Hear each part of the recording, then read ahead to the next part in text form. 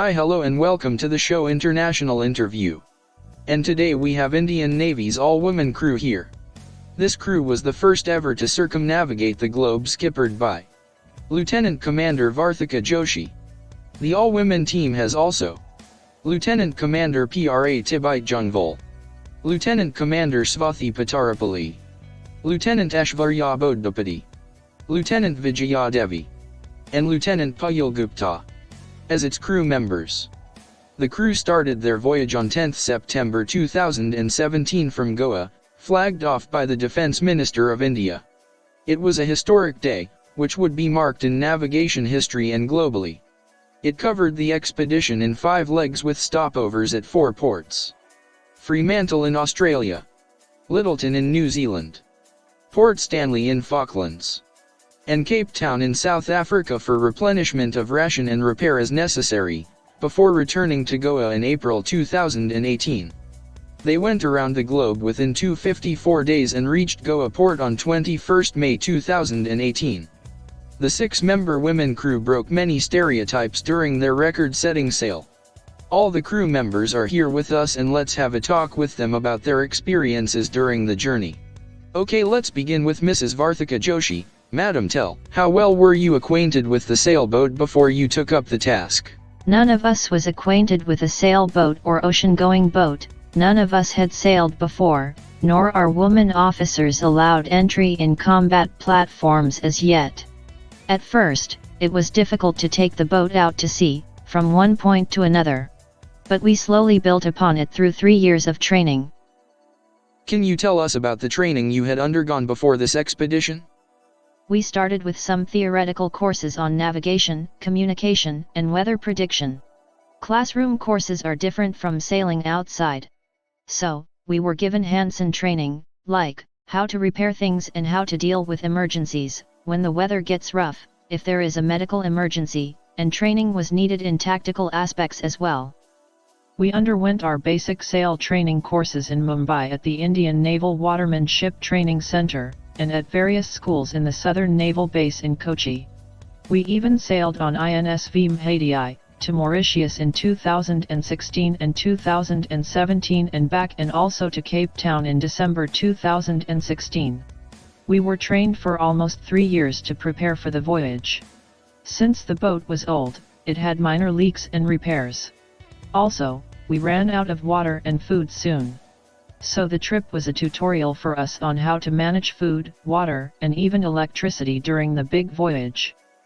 What was the selection process? Out of the 30 women who had applied, 6 of us were shortlisted, based on the little survival skills we showcased. The crew was mentored by Commander Dilip Dandi. But after I was told about the flare-up at sea, I even had second thoughts about joining the team. How did your family members react when you told them about this expedition?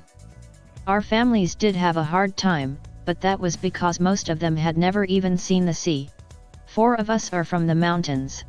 The first time my parents saw the ocean was when I invited them to visit. But once they saw that we were doing well and looking after ourselves, they were quite supportive. They were apprehensive and supportive too. What were your aims and how did you work to achieve them? I wanted to make sure that I complete this journey with ultimate honesty. I didn't set out for a destination, it was the journey that mattered to me the most. So my contention was to make sure that we go by the rules of circumnavigation, which say that you don't have to use any auxiliary means of repulsion and you don't have to take anybody else's assistance. I grasped that completely. Name that one quality of yours that enabled you to complete this expedition successfully. Whenever the winds dropped, it wouldn't have taken me even a fraction of a second to switch on the engine and say, let's go 1 mile ahead. But inside of me something poked me and said that you have to be honest with yourself, and this expedition has to be done with honesty. I am glad that we were able to finish it successfully without the use of the engine at all. As the head of the crew, how did you involve the team? We've all sailed and trained the same amount, and everybody has their own way of dealing with situations, but that was a good thing, because we could discuss different ways of solving a problem and choose the best one. In fact, I'd say it was easier for us to collaborate and work together. When you are out at sea, Teamwork is the most important in the middle of the crisis. Even during the storm, when 3 people would be out on watch, the other 3 who would be inside wouldn't be able to rest. Somebody would heat the water, the other person would heat the gloves because it was raining also. So team effort actually helped in navigating through the 20 hours long storm.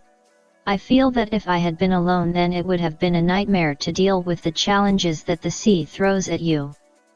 Share your experience about the most challenging task while sailing. The sea can get really tough when winds are picking up. Those are the times we have to be active and need to anticipate what could be there ahead.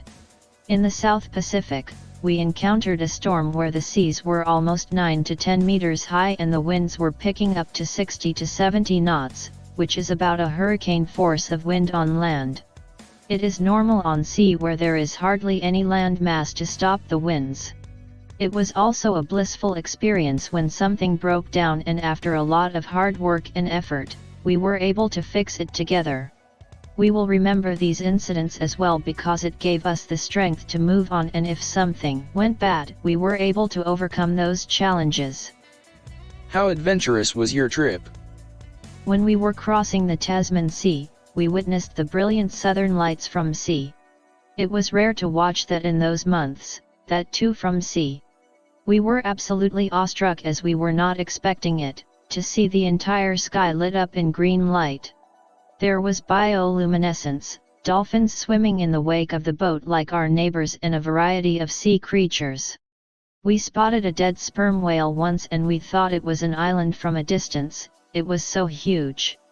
We are not specialists, so whenever we spotted something in the sea, we had to Google it to learn more about the species. How did your crew spend time deep in the sea? During circumnavigation, we picked up some hobbies and kept posting pictures of delicacies like golgappas and cakes. We also read books when the weather was pleasant and did some quilling and craft work.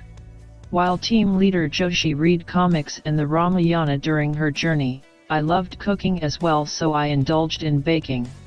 I also liked crafting a lot, so I used to make lampshades. I love it when people appreciate the food that I cook, so I gave my crew members the best dishes that was possible on land with the limited resources that we had on the boat. 6 is a great number, we were always entertained.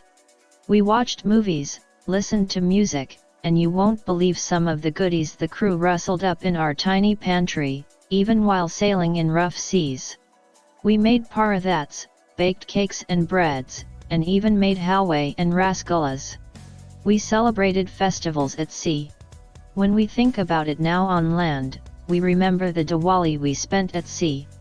We celebrated 3 birthdays, including the first birthday of the boat, also specific occasions like crossing the equator, the international date line and such. What motivated you to fulfill the country's expectations? We knew that the entire country was watching us and praying for us, so we never wanted them to have a single day thinking that we are in trouble. We knew that it is going to happen, but the people out there did not know what kind of challenges we were facing. So, one of the motives that we kept in mind was that we did not want to frighten them. We decided that once the circumnavigating was over, we are going to show what we have actually gone through. As a woman, how would you consider this expedition? It is a matter of great honor, and we couldn't have imagined anything better for our cast-off. Of course, we being an all-woman team, it is a great boost to women in the country. But, as we are going as sailors, and we as sailors have seen that the sea does not discriminate between genders. It is always gender neutral, and we have realized that gender does not play a role in sailing. But to boost the morale in the country and for more women to take in adventures like sailing, I feel it is great that an all-woman team had been formed to undergo this expedition. Thanks Mrs. Varthika Joshi and your crew for giving a wonderful interview with us. Thanks once again. We also thank you and your team for broadcasting our victory to the entire world.